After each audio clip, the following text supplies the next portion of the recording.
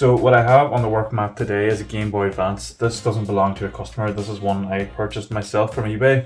The reason behind that is because I'm part of a gaming group on Facebook, and every year coming to this time of the year, Christmas, we do a charity raffle, or the admins do a charity raffle, and I like to donate something to it. Last year was an original Game Boy that I had modded and done up to make it a bit more usable and more enjoyable to play this day and age, and contributed it to the raffle. So as one of the prizes. This year I'll be doing a Game Boy Advance. Now that's why this one looks a little bit worse for wear, because I'm not too bothered what the shell looks like, because it will be getting changed. But you can see what the back of it looks like. That's what it should be. That's the way it came out of the factory. And the front, due to yellowing and being exposed to certain elements, it's all yellow and kind of gross looking. So that will be getting changed. That will be getting replaced with this kind of chameleon blue shell, which I think is pretty cool. Chameleon blue is the color they named it. I didn't just come up with that. So that's from Extreme Rate is the company that did that. So along with that, it will be getting another screen. It'll be getting a replacement screen backlit display. It will be getting an amplifier, so I've a wee circuit here bought as well. I'm going to solder that in, which will make the sound a bit better. And it will be getting a rechargeable battery pack, because with the sound amplifier, excuse me, and the new screen, it will be a bit more power hungry. And this day and age, nobody wants to be swapping batteries out. Everything's rechargeable, so we're going to do the same for this. So I have the little circuit board there, clean just circuit board from Metro 6, and then there's their wee battery pack comes along with it. And then just a wee travel pouch just to protect it. The trigger buttons will also be getting replaced because they're kind of soft, and I prefer the clickier trigger buttons, kind of similar to what you'd find on an Xbox, like Series S or Series X controller. So I'm going to replace those as well. So yeah. I'm going to get stuck into that now, and hopefully it turns out looking as good as it does in my head. So I'll just turn this on so you can kind of see, you can fully appreciate the end product if you see it now.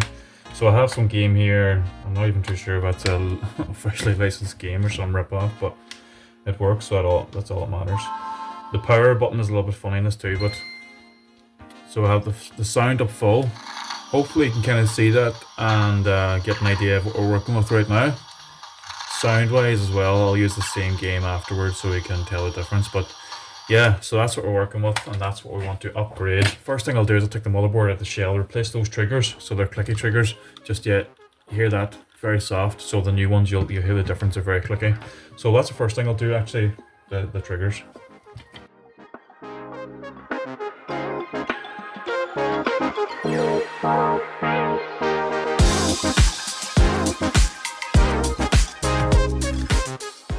So thankfully the motherboard looks in relatively good condition. There's no corrosion that I can see. Corrosion's always the biggest thing. It's the one thing you don't want to see when you open these, because I can eat away pads and copper traces and everything, just make everything a nightmare.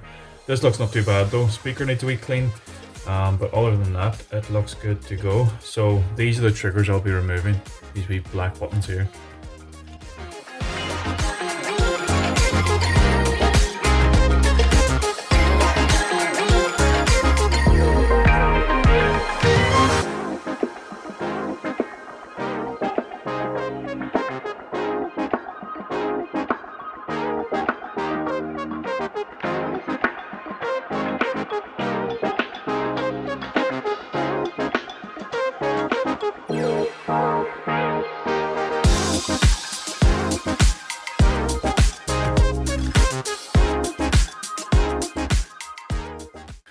Now you can hear the difference already in those new switches there.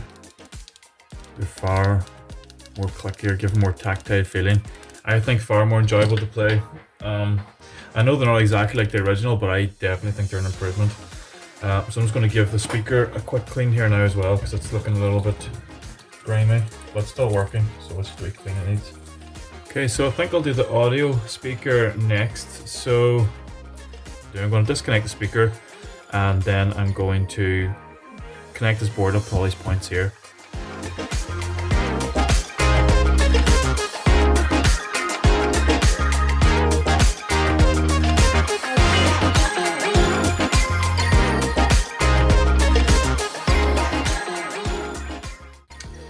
So you see now that's connected to everything. It fits perfectly in that wee space down there. So connected here, here, here, and these 2 points of the speaker came from, and then connected the speaker to these 2 new points on the amplifier. I'm going to clean this power switch first, because it's going to make it impossible to test it.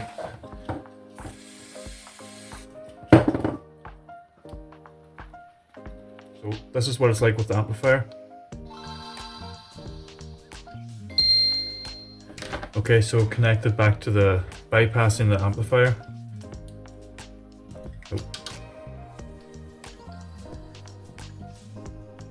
Oh, huge difference actually. I didn't even appreciate it until I heard this again. A clear difference. So now I'll start getting the new screen set up with the new shell. The buttons that come with this shell are actually grey, but I personally don't think that looks great. So from other projects I've done on Game Boy Advances, I have black and clear ones left over from other shells. So that's the clear on it. I personally think that looks a little better. The grey is very bland, so I might stick with the clear instead.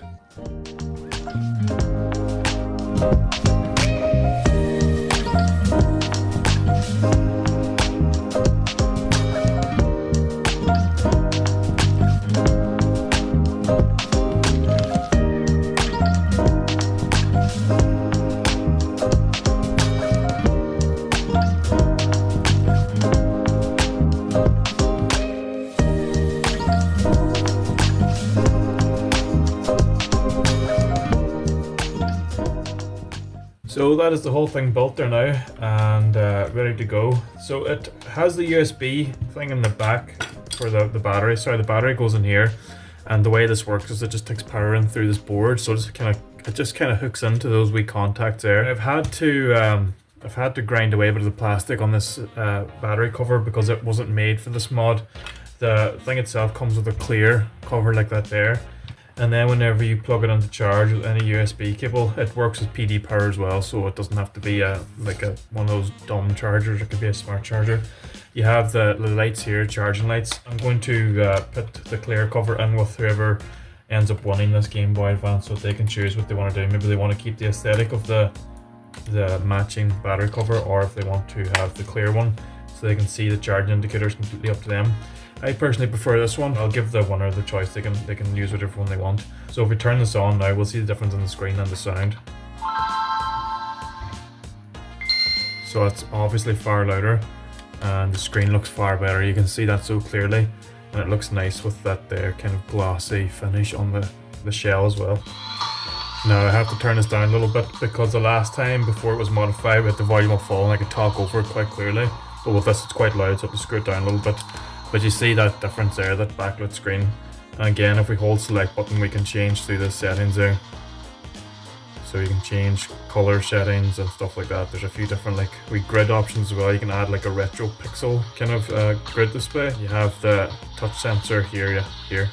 So you can touch that without having to use the buttons. You can touch that to change the brightness of the display. So that's the Game Boy finished. They're now all upgraded and it looks just as good as I thought it would in my head now, thankfully.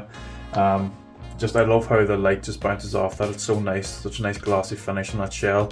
And I like how it changed from kind of blue to purple in certain light. Probably why the chameleon blue name was given to it. But yeah, it just looks so nice. I would be happy to own this console, so I'm sure whoever wins it in the raffle will be happy with it too. And it'll be nice to see it go to someone who appreciates it. Yeah, and just the clear buttons as well. Such a good choice. The grey that came with it, I think would have brought the whole thing down. So the clear was nice that I had that in the donor's box. So I'm going to leave it there now. Hopefully you enjoyed watching that video. I definitely enjoyed upgrading this Game Boy. It was very rewarding to see that done. But yeah, cheers.